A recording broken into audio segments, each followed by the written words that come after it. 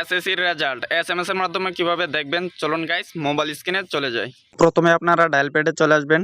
Dial প্যাডে চলে আসার পর 16342 এই নাম্বারে আপনাদের একটা মেসেজ পাঠাতে হবে। তো আমরা সেন্ড এসএমএস এ ক্লিক করে দিলাম। সেন্ড এসএমএস এ ক্লিক করার পর টেক্সট মেসেজে আপনারা লিখবো প্রথমে এসএসসি বড় হাতের অক্ষর লিখবেন, ঠিক আছে? সকলেই বড় হাতের অক্ষর লিখবেন।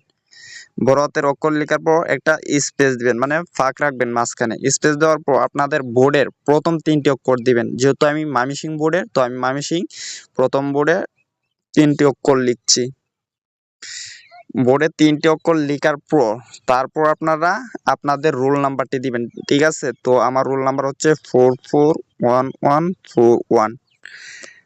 রোল নাম্বার দেওয়ার পর আপনারা যে সালে পরীক্ষা দিয়েছেন ওই সালটি আপনারা দিয়ে দিবেন। তো আমি 2025 সালে পরীক্ষা দিছি, 2025 সালটি দিয়ে দিলাম। দেওয়ার পর এখানে যে এসএমএস দেখতে পাচ্ছেন যে সেন্ড একটা আইকন আছে, ওই সেন্ড আইকনে আপনারা ক্লিক করে দেবেন। যেহেতু এখনো রেজাল্ট পাবলিশ হয় নাই, তো আমি সেন্ড করতে চাচ্ছি না। গাইস, ভিডিওটি ভালো লাগলে লাইক, কমেন্ট এবং শেয়ার করে দিবেন। ধন্যবাদ সবাইকে, দেখা হচ্ছে পরবর্তী ভিডিওতে।